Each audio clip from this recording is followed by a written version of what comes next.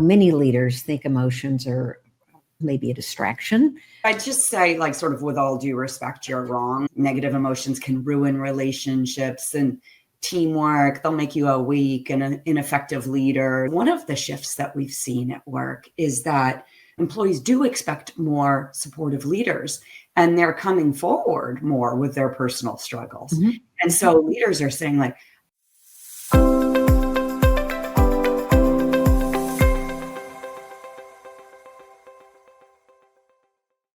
hi, everyone, and welcome to today's LinkedIn Live. Today, my guest is my friend and colleague, Dina Denham Smith. She's an executive coach, an author with HBR, Fast Company, Forbes, all the usual places. And she has a new book written with Alicia Grandy, which we're going to talk about today, called Emotionally Charged: How to Lead in the New World of Work. And it's a really good book. And I would say this even if she weren't a good friend. So thank you so much, Dina, for making time to be with us today. Oh my gosh, thank you for having me. And thank you for the kind intro. Oh, I'm so excited to talk with you about this book. We've talked a little bit informally, but to talk more about it and for other people to be able to hear more about it. So, the title, Emotionally Charged, great. How did you decide to write this book? I having, written one myself that I'll just say was a labor of love, heavy on the labor side. You put a lot of effort into getting something like this out. What did you think was missing that really needed to be addressed? Yeah, well, gosh, as an executive coach, I really have this like frontline view to the experiences of leaders. And it's no shock, right? The workplace has changed, but I saw firsthand the way that some of these macro shifts in the workplace were creating these new demands and strains on leaders. So the pandemic really created this inflection point. And what we saw were sort of these broad shifts in the workplace. They've been like simmering along, but it took it to a boiling point, right? We all of a sudden saw the rise of, virtual communications for teams to be communicating. We saw an incredible acceleration of AI. We had employees with heightened expectations for well-being and balance and supportive leaders. And then we had an increasingly diverse and polarized workforce. And all of these shifts individually and especially collectively increase the emotional demands on leaders. It increases the extent to which they require emotional skill to perform their jobs well. But they have not been resourced or trained for this. It's largely not even on their job descriptions. So it's this massive gap.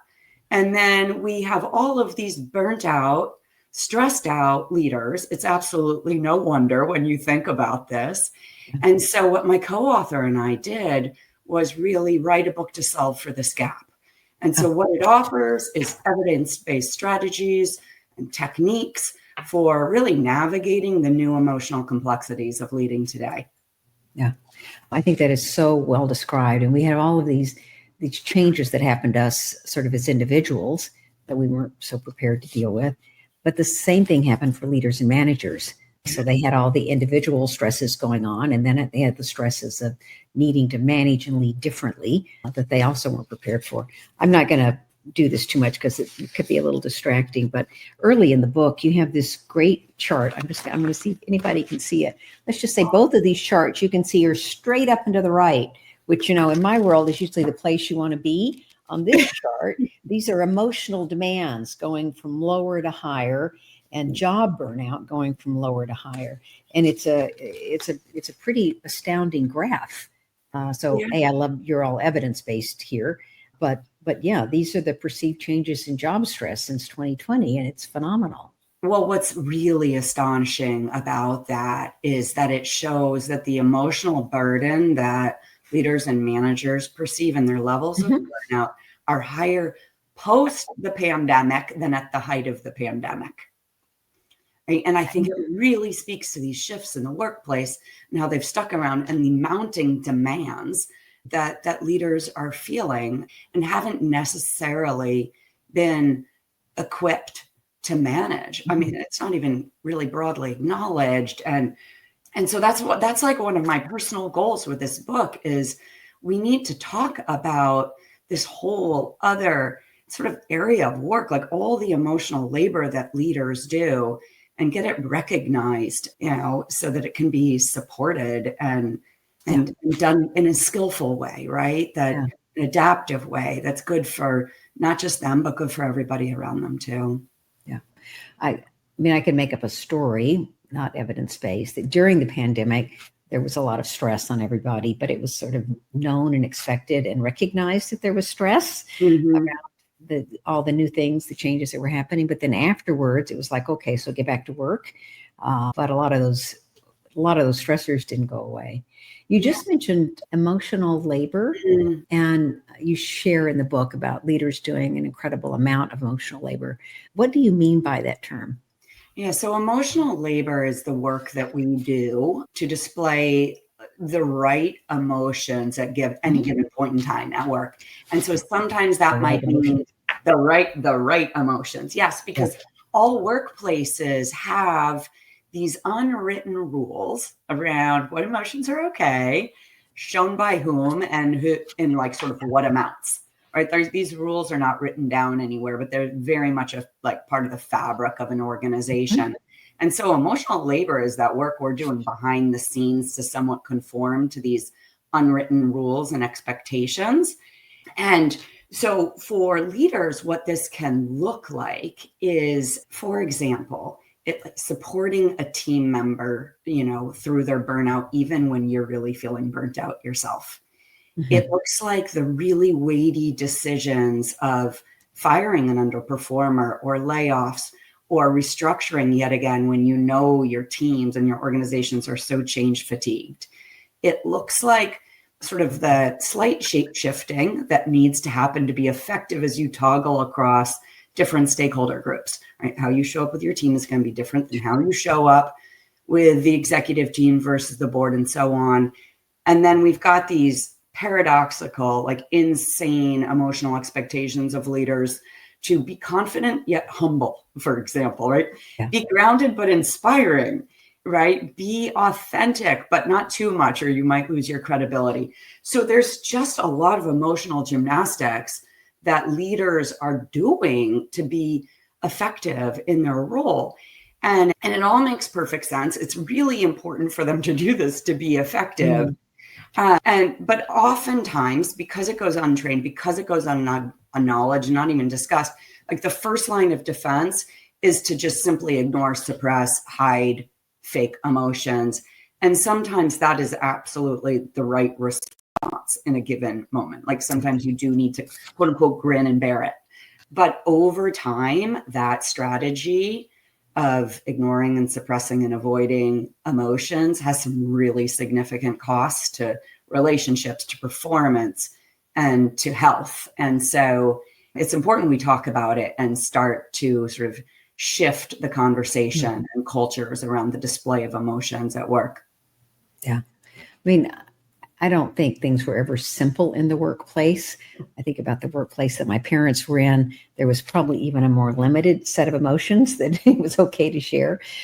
But I think the stressors today are bigger. The complexity has increased quite a lot.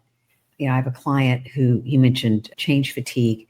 Yeah. They've been through quite a lot of changes. And I said change fatigue in coaching. And they said, oh, no, I am change exhausted. I am over fatigue. And I'm exhausted and I can't show it. Right. Yeah. I said, well, when you are there, people know you are there.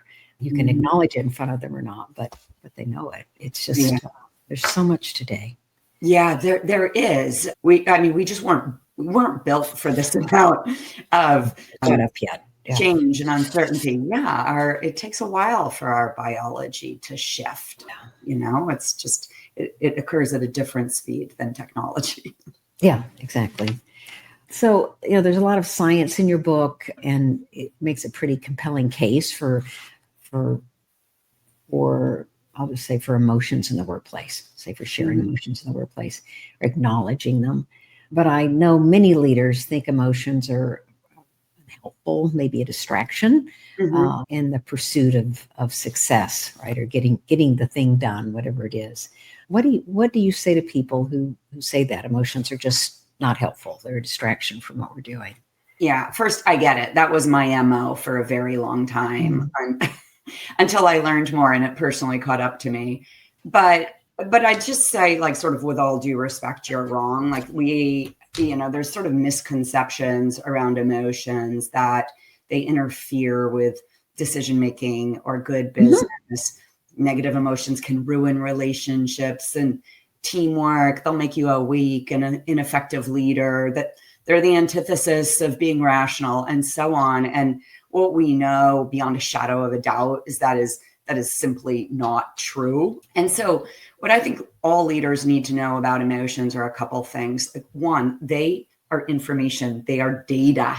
And when you attend to this information, you will make better decisions. You inspire greater teamwork and team performance. You can navigate your own career more effectively. You will reduce turnover. There is a very compelling business case for considering emotions as information and attending to them, right? So anywhere you have humans, you're going to have emotions.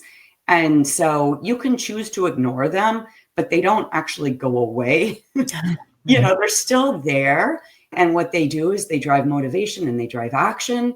And so if you choose to ignore your own emotions, that's fine, but they're still driving your behavior, but unconsciously and reactively. And Mhm. if you choose to ignore other people's emotions, that's also fine. But what you're going to end up with is disengagement and really so much lost opportunity for higher performance and stronger relationships. So I think it's really like a perilous path. Mm. And the second thing I'd say is, there are these really long-term costs that I alluded to from ignoring and suppressing and avoiding emotions. We know that leaders who do this, they have a harder time building trust. They engage in more sort of abusive leadership behaviors, like being overly critical or, disparaging, belittling comments. There's more fatigue at the end of the day. So that spills over into conflict at home. The leaders who do a lot of the ignoring and suppressing of emotions tend to have higher rates of insomnia, depression, more compulsive behaviors with food and alcohol, overtime burnout, and ultimately cardiovascular issues. So it's just, to me, it's just absolutely mission critical that leaders especially update their thinking when it comes to emotions, Mhm.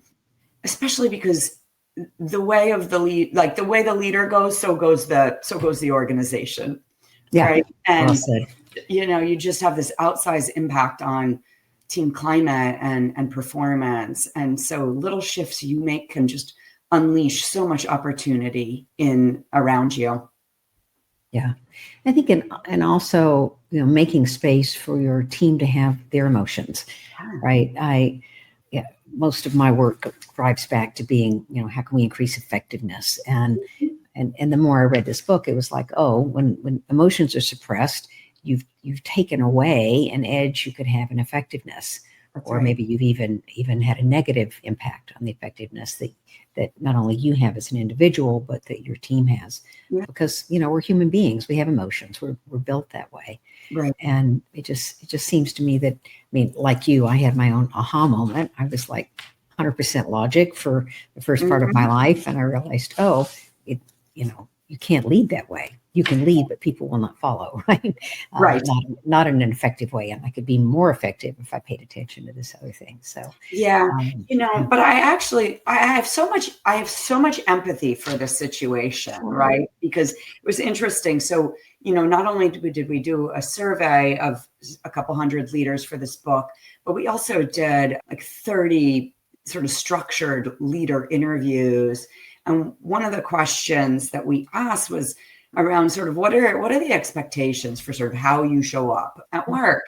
And what came back again and again and again was like calm, cool, and composed, right? And that's today, back when I was leading, that I think existed in even bigger ways. And so there's a lot of pressure even on leaders in terms of kind of how they show up. So it's very easy to kind of like fall into that trap, especially when our entire Western education system educates us from the neck up, right? Like many of us, unless we grew up in super evolved households with maybe two psychologists as parents, we didn't ever get some great emotional training. Right. Yeah. It is this mysterious territory.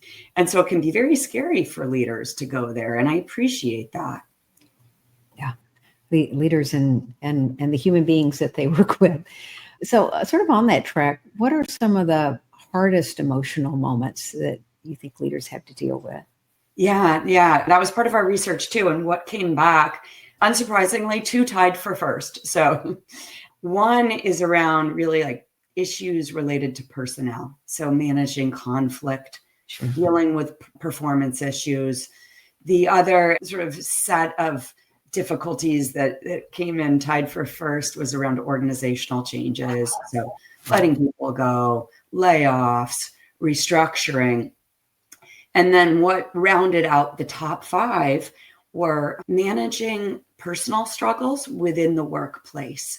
And so one of the shifts that we've seen at work is that employees do expect more supportive leaders, and they're coming forward more with their personal struggles. Mm-hmm. And so leaders are saying like, I don't know what to do, when people are coming and talking to me about their mental health issues or how they're struggling, with a loss that they've experienced or a divorce. Yeah, like I want to do the right thing, but I don't know what to say. I don't know how to respond. Yeah. And how do I be there? I'm not a therapist. And like, are there legal issues around this? Like it's a frightening area, and people don't feel equipped for that. So that feels like a big demand.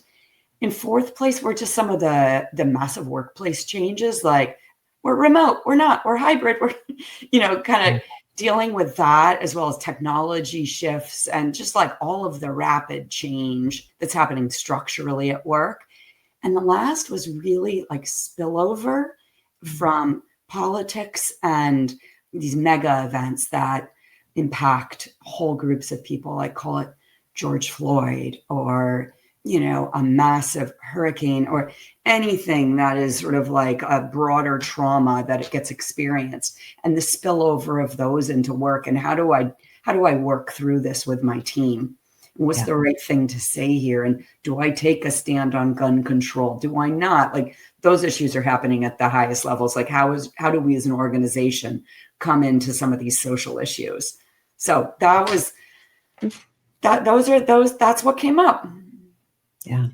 You're just reminding me, I was very fortunate very early in my career. I had a CFO I worked for, and he was great. He was like not your stereotypical CFO. He said, I want you to come to me when your problems are small. Yeah. But bring me your problems. He said, because if you don't, you're going to carry them around in the pit of your stomach, and it's not going to feel very good. Mm-hmm. And the longer you hold on to them, the bigger they're going to get, and the bigger that knot your stomach's going to get. And eventually you're going to bring them to me, these problems. And now they're like this big. Right. You've had to carry them around. And I now have a big problem to deal with instead of a small one. So it's better for you, and it's better for me, and it's better for the organization if we talk about things when they're small. And I thought that was just one of the most compassionate things you could say to a young person who was like, striving and, really prided herself on solving problems and getting things done, regardless of the cost, because it was about, take care of yourself, right? And in taking care of yourself, you will also take care of the rest of us. But just giving permission to have problems and to have emotions. Yeah, it's so astute, right? And it's so, oftentimes you more hear, don't come to me with your problems, come to me with your solutions, right? Right. Exactly. Just bring me solutions. So that reminds me also, so your book has got a lot of strategies and tools in it for how to deal with emotional events at work. I'm talking about what some of those are. And there's sort of a last scenario in your book where it's about sort of handling triggers at the moment. And what can a leader do to recover effectively if they've had a really emotionally draining day or week? So, I mean, that's, one, as you were saying earlier, right, you have to be calm, cool, and composed. So sort of put things in a box, right, when you show up at work. And that maybe a short-term solution, but not one that works very well for the longer term. So, when you show up and you're emotionally drained, what can you do to recover from that?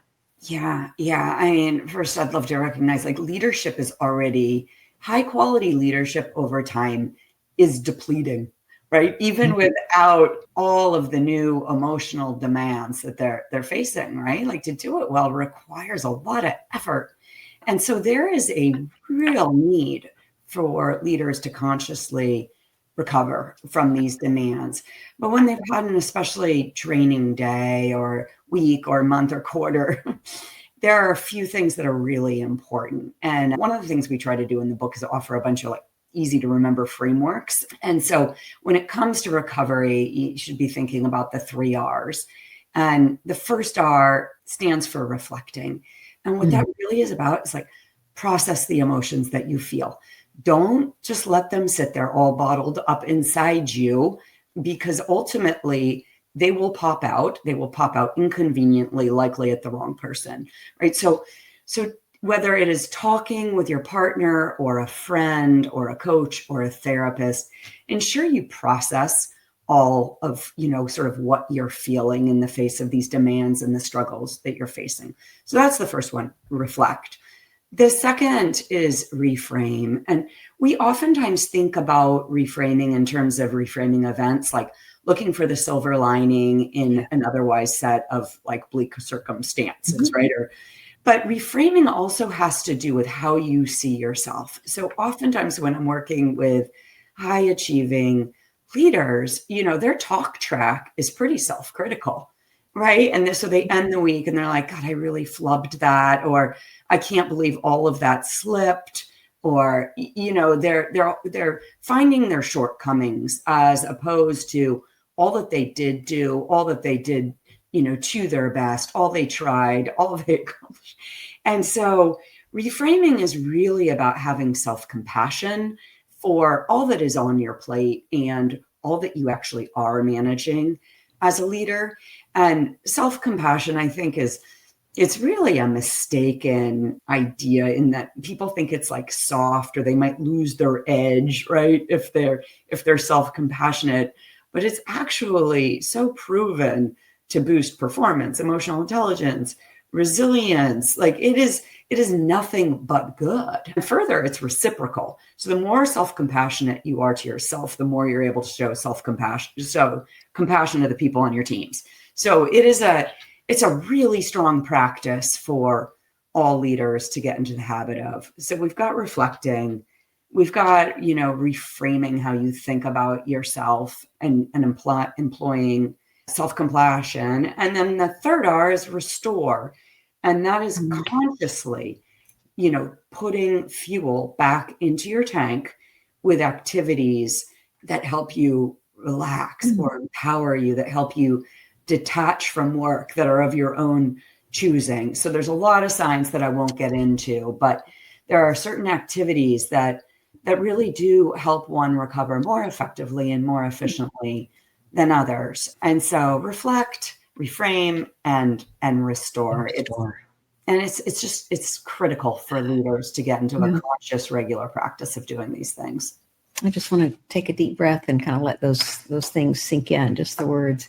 I'm reminded of the corporate athlete. I don't know if you ever came across that, right? Jim Lair and Tony Schwartz. And for those who aren't familiar, the idea is that physical athletes go through cycles and they get up for events like, the US Open or Wimbledon, or, they just had the Masters tournament, right, in Augusta, Georgia. But you get up for these events and then you have some recovery time and then you get up for the event again. Or maybe you have a season where you're up and then you have recovery time. But that as corporate athletes, we show up every day expecting to operate at peak. That's right. It is not physically, mentally, emotionally possible to do that. So paying attention to this will actually help you operate at peak when you need to be there. Yeah, absolutely. We use the metaphor of so many leaders, they push themselves like these high performance race cars, right? And it's just one more lap, just one more lap. And there's so many forces at play that lead people to push through their fatigue, to push through, to kind of burn the midnight oil, to do all of that. But just like a race car needs to make pit stops, right? In order to kind of keep performing at its sort of ultimate potential, so do leaders. Leaders need to make pit stops. Get the right tires on the car for what's in front of you. Exactly. Some fuel in the tank. Yeah. Right. That's great. I don't always see the comments from LinkedIn, but I am today. And Kimberly Kaminsky, who I know as a CMO, says these expectations are real from others. I once had another leader say to me, quote, "Perhaps if you would smile more." Mm-hmm. Right. So just kind of grin it and bear it and get through it. Yeah. Yeah. And I think this is a comment that women especially might receive, right? There's a lot of gendered emotional expectations too. Yeah. Another topic for another time, perhaps. Yes. Well, it would be great to have you back. So I just want to say again, we're talking with Dina Denham Smith. This is her book, Emotionally Charged, which is amazing, How to Lead in the New World of Work, that she's written with Alicia Grandy. So Dina, as we come to a close here on our time, if listeners were to remember just one or two lessons from your book, what would you want them to be?